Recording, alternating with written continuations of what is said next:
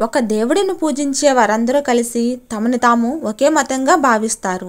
కానీ సాక్షాత్తు ఆ భగవంతుని కులం ఏదని అడిగితే ఏమని చెప్పగలం?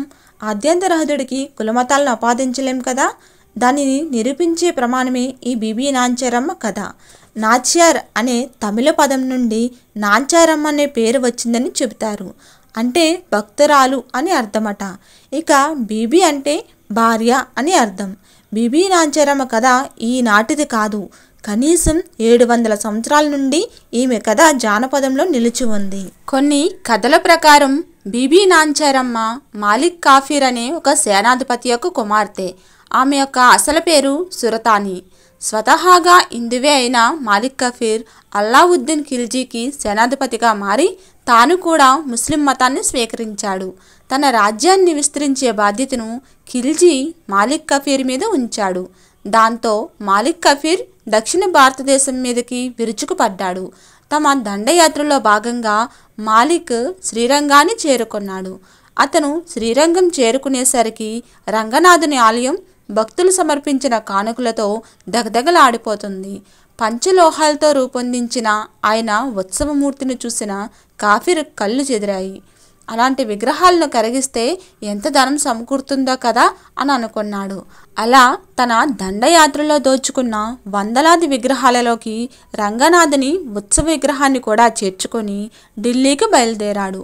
ఢిల్లీకి చేరుకున్న తర్వాత తాను దోచుకున్న సొత్తుని తన కుటుంబం ముందు ఉంచి గొప్పగా ప్రదర్శించాడు మాలిక్. వాటన్నిటి మధ్య శోభ్యమానంగా వెలిగిపోతున్న రంగనాథుని విగ్రహాన్ని చూసిన అతని యొక్క కూతురు తనకు ఆ విగ్రహాన్ని ఇమ్మని తండ్రిని అడిగింది. ఆ విగ్రహం తన చేతికి అందిందే తడువుగా దాన్ని తోడుగా భావించసాగింది. విగ్రహానికి అభిషేకం చేయటం, పట్టు వస్త్రాలతో అలంకరించడం, ఊయల ఊపడం, అలా తనకు తెలియకుండానే ఒక ఉత్సవమూర్తికి చేసే కైంకరాలన్నిటినీ ఆ విగ్రహానికి చేయసాగింది. ఆ విగ్రహంతో ఒక్కో రోజు గడుస్తున్న కొద్దీ దాని మీద సురతాని మనసు ఆ విగ్రహంపై ప్రేమగా మారింది. మరో పక్క రంగనాథుని ఉత్సవమూర్తి లేని శ్రీరంగం వెలవెలబోయింది. దండయాత్రలో చనిపోయిన కుటుంబాలు ఎంతగా బాధపడ్డాయో రంగనాథుని విగ్రహం కోల్పోయిన భక్తులు కూడా అంతే బాధలో మునిగిపోయారు. చివరికి వారంతా ధైర్యం చేసి ఆ మాలిక్ కఫీర్నే వేడుకునేందుకు ఢిల్లీకి ప్రయాణమయ్యారు.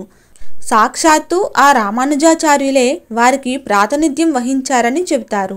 రంగనాథుని ఉత్సవమూర్తిని వెతుక్కుంటూ తన ఆస్థానాన్ని చేరుకున్న అర్చకులను చూసి మాలిక్ కఫీర్ మనసు కరిగిపోయింది. ఆ విగ్రహాన్ని వారు తిరిగి తీసుకువెళ్లేందుకు సంతోషంగా అనుమతిని అందించాడు.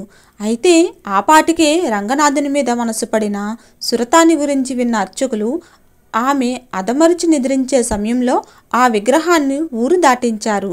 సురతాని ఉదయాన్నే లేచి చూస్తే ఏముంది, తన కళల ప్రతిరూపం కనుమరుగయ్యింది. ఎవరు ఎంత ఓదార్చినా కూడా సురతాని మనసు శాంతించలేదు. ఆ విష్ణుమూర్తిని తన పతిగా ఎంచుకున్నానని ఖరాఖండిగా చెప్పేసింది. ఆ విగ్రహాన్ని వెతుకుతూ తాను కూడా శ్రీరంగానికి పయనమైంది. శ్రీరంగం చేరుకున్న సురతాని ఆ రంగనాథునిలో ఐక్యమైందని చెబుతారు. ఇప్పటికీ శ్రీరంగంలో ఆమె నిలువెత్తు రూపాన్ని చూడవచ్చు. మరికొన్ని కథల ప్రకారం ఆ విగ్రహం రంగనాథునిది కాదు, మేలుకోటిలోని అంటే కర్ణాటకలో ఉన్న తిరునారాయణుడని చెబుతారు. దానికి సాక్ష్యంగా ఇక్కడ ఆలయంలో కూడా బీబీ నాంచారమ్మ విగ్రహం కనిపిస్తుంది. ఇంకొందరు భూదేవి అవతారమే బీబీ నాంచారమ్మ అని నమ్ముతారు. కలియుగ దైవమైన వెంకటేశ్వరునికి తోడుగా నిలిచేందుకు ఆమె కూడా అవతరించిందని భక్తుల విశ్వాసం. అందుకనే తిరుపతిలోను బీబీ నాంచారమ్మ విగ్రహం కూడా కనిపిస్తుంది. ఏదేమైనా ఆమె ముస్లిం స్త్రీ అన్న విషయంలో మాత్రం ఎలాంటి వివాదమూ లేదు.